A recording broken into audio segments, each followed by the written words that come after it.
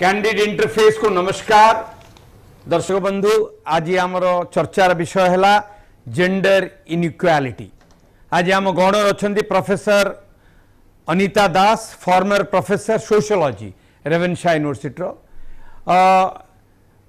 Professor Das आपण को first प्रश्न मोर है you have spent long years in teaching sociology in different colleges in the state and finally you landed in Revenshaw University and superannuated as a professor of sociology in the Revenshaw University. What has been your experiences like? I am sure our audience will feel very happy to listen to you. Yeah, true. Let me tell you that when I had my post graduation in sociology, that time also I was always thinking of a job immediately after my study. So, mainly again I will say that being a daughter, I always wanted to make my parents happy and to stand in an independent manner.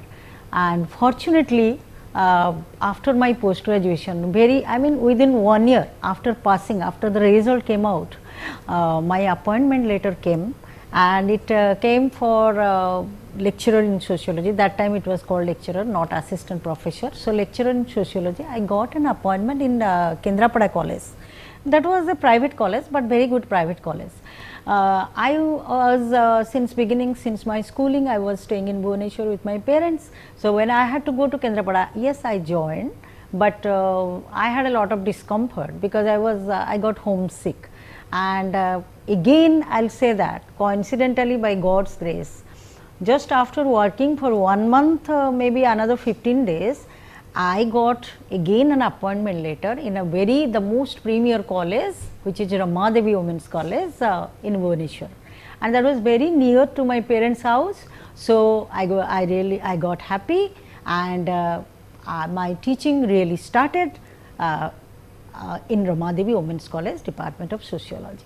So, I enjoyed teaching, and gradually I enjoyed more, and I connected with my students. Maybe my life was very much integrated with teaching and looking at my students, getting closer and closer to I them. understand you have a lot of interest in research. Yeah. Will you focus on that? How many students you have guided?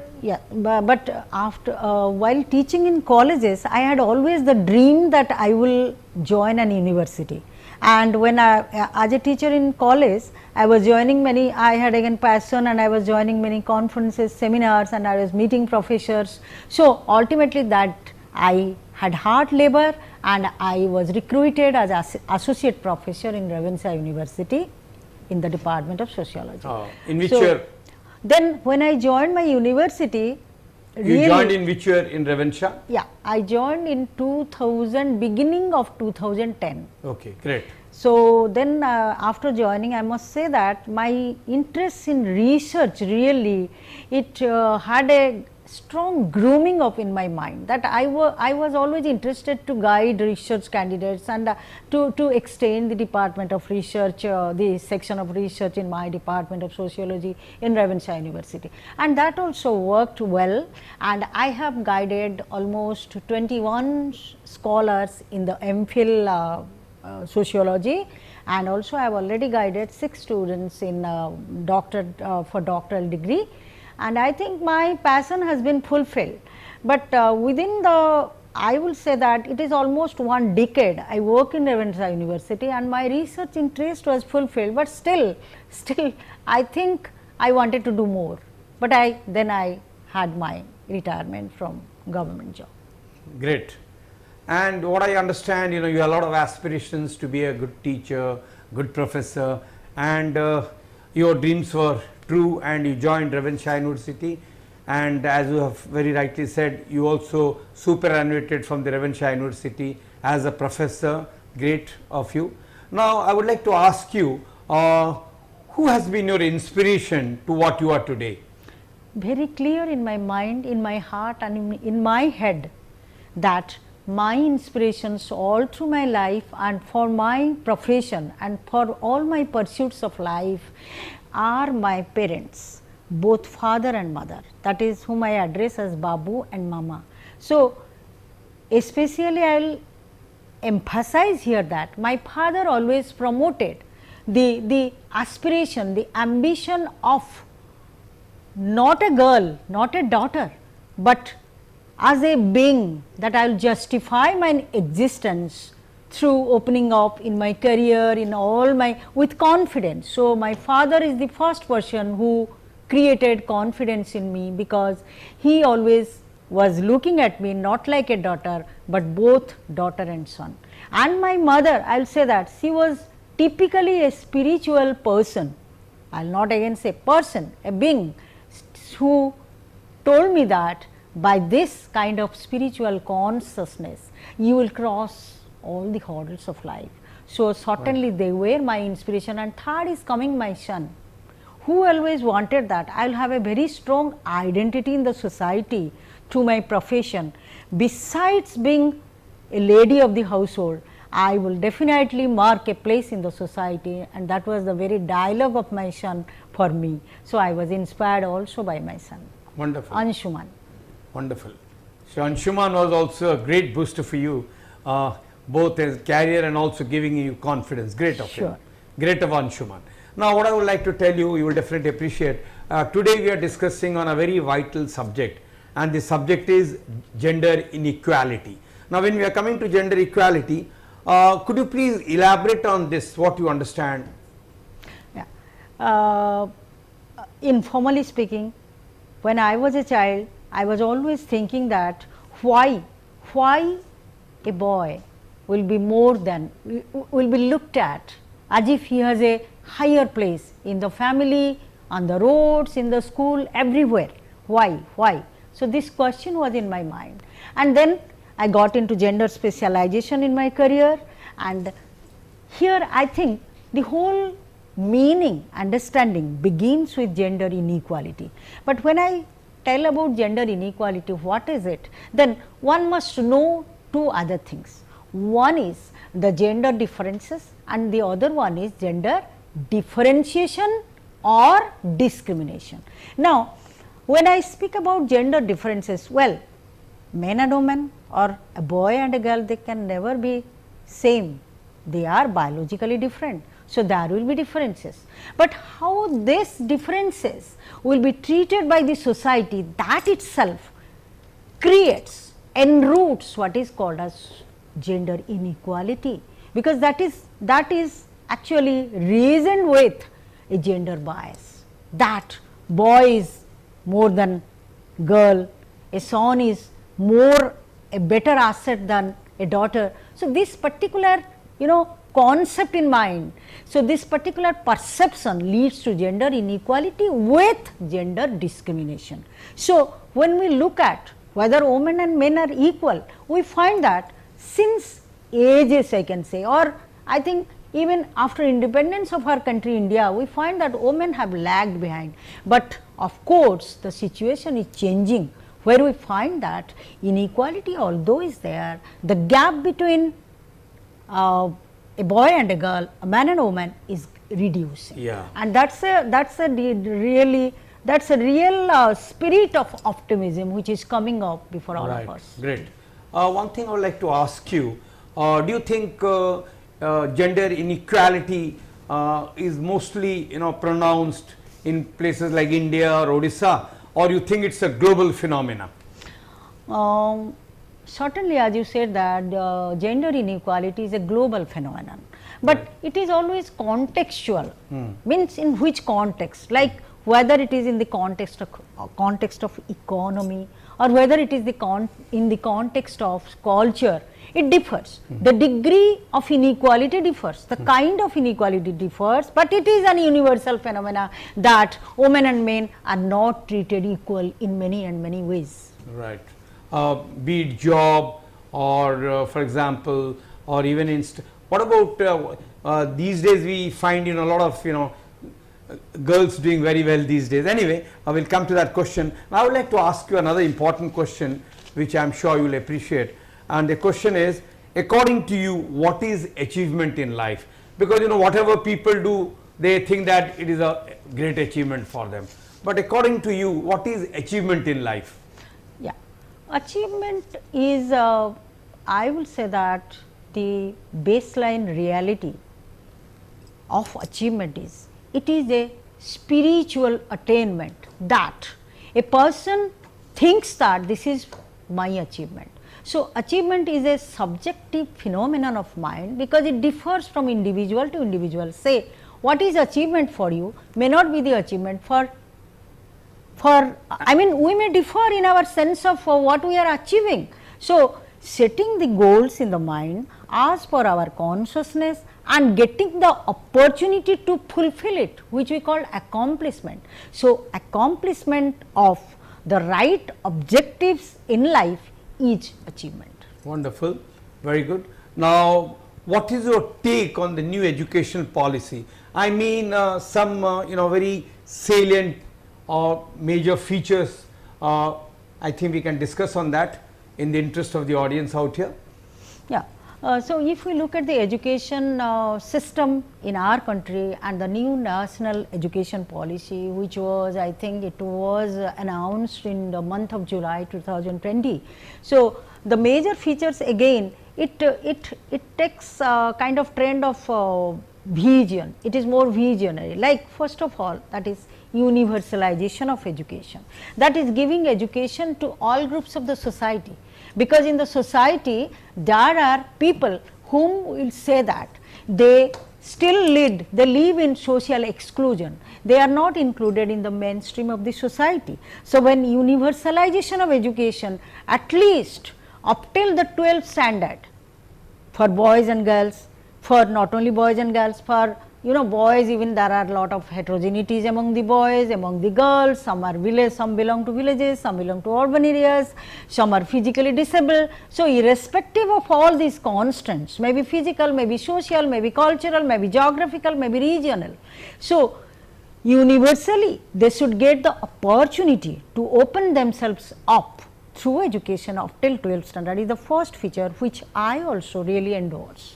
And second one is like an inclusive education of course, this is a result of the first one. Universalization of education will lead to inclusive education. Inclusive education, but really it means that suppose we say that some children they are slow learners, we will say spastic children for example. So, what is their capacity? Their capacity is less than a general student, but they will also get slowly, they will be much slower than the normal students in the class, but they should get the real ambience, the real motivation from the teachers to go ahead by their own level. So, that is inclusive education, that is also emphasized in the new national education policy, and that is a good thing. So, you see in the new educational policy, you mean to say the focus is more on inclusive education? Yeah, the focus. Yeah. I think whether India still has to attain, because I told you that it is a kind of visionary policy that we have to still attain, we have to make efforts, because now also we find that students they go to the top of the hill and they use their mobiles. So, what is the situation? The situation behind the very cultural get up in which they live and the economic standard. So, irrespective of these heterogeneities on the basis of economy, say class, the mindset, all the children should be included in the process of education. So, that is what is called as inclusive education, that is one of the focus of the education policy. Another one little thing which comes to my mind, and I thought I will put it across is quite often we see in the media that the girls have overshone the boys, particularly in UPSC or OPSC examinations. Earlier boys in the merit list mostly the boys were coming in the list. Now we find mostly we find names of girls in the list. What do you think could be one or two reasons for that? Well, I will say that this is first thing, that this is a sign of positive growth for the women. Why? Because the girls, they are now very much conscious to create an identity for themselves, and they are getting a similar surrounding by their parents, that they will avail all the opportunities for which they will have a better place in the society. So, they are very focused, and the boys are not focused. They have lot of diversions. When the girl is very in a focused manner, she is working hard, she is definitely shining, and it is, I think, a very strong and the very first indicator of change and right. one mode in reducing the gender gap. That is the way. One thing I hope you will appreciate, you know, every person for that matter, not only you and me, we all have an agenda in mind, we have a dream in mind, and sometimes, you know, it is not possible to fulfill it because of different reasons, you know. Now, what on date, what is your unfinished agenda and how you plan to bring it forward and realize it? Yeah, if I'll think of my unfinished agenda, I always reflect some sentences which was in a poem by Robert Frost, that woods are lovely, dark and deep, but I have many things to do, many promises to keep and miles to go before I sleep. So, what kind of distance or through miles I will cover? Well, which I have not, because now I am retired from my service and I am a senior citizen, but the whole thing is that one should not feel that she is aging, she has become senior, because there is no point of termination for a learner. Yeah. So, I think I will learn, and whatever I have got, I have received from society up till now, I should get some mode, some ways to give it back to the people of the society at large. Right, wonderful.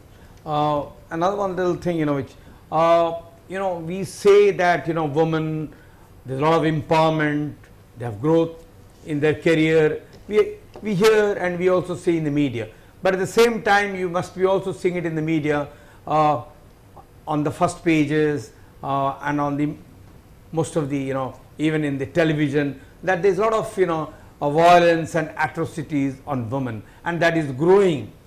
What is your take on that? How do you think we can address this? True. Actually, what I was saying, that yes, gender gap is reduced, women are rising, they are doing, they are very good performers, but still then if we look at the society all through the world in large, we find that violence is still going on, and it is found that very pathetically and I will say ironically, that women are subject to violence, women are being killed all through the world. The statistics which has been, you know, developed by UN Women, a part of United Nations. So, that has been created to look at the degree of violence, the degree of non-fair attitude towards women, and we find that in 2020, it is statistically found that in every hour there has been the killing of 5 women, and especially it is found that in say 54% of the statistics or the number of women who are killed,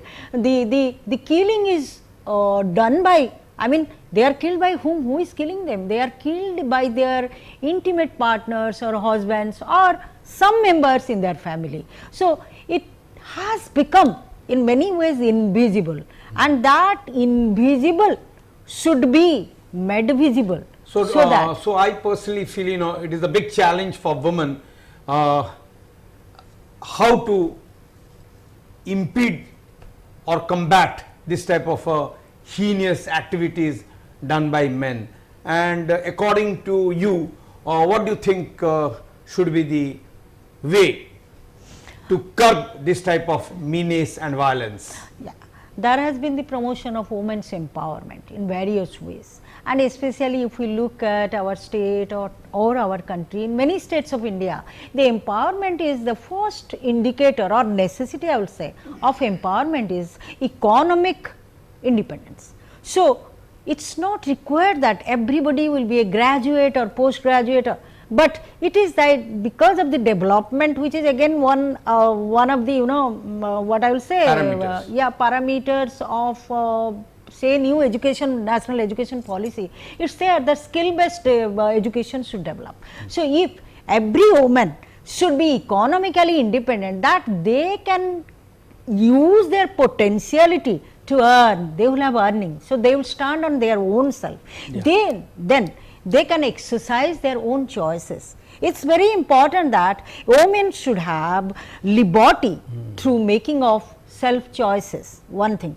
Second thing I will hint upon is that how a woman will rise above these atrocities or like above these ill temperaments by others towards her is that she should have the right approach to her body, to her physique, to her sex. So, when she can control her own body and she is not subject to the ill temperament of the same partner or say others, seniors in the family, when she can protect, and that needs psychic empowerment of a woman. So, two things are very important what you said. One is empowerment, gaining confidence, and the other thing is also feeling self-reliant.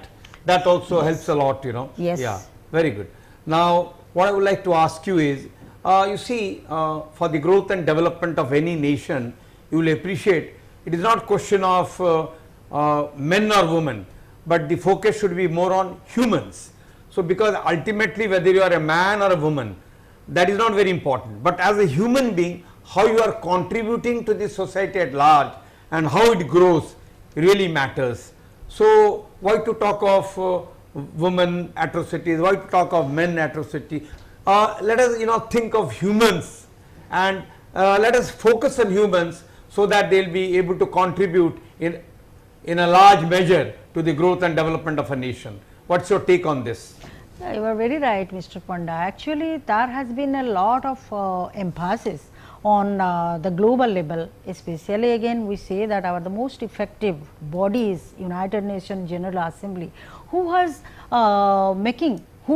making a good deal, a number of efforts for human rights promotion, like just to make people go above social and economic discrimination, it is promoting human rights. So, very simple, the baseline reality is that one to one, one individual to another one, irrespective of gender, a man to man or man to woman or vice versa like that, everybody should treat each other as a human being, not looking at the biology, but because you know that as Mahatma Gandhi, the father of the nation, was a damn lover of truth, was a core lover of truth. He told that rights are never feminine or masculine, but rights are human.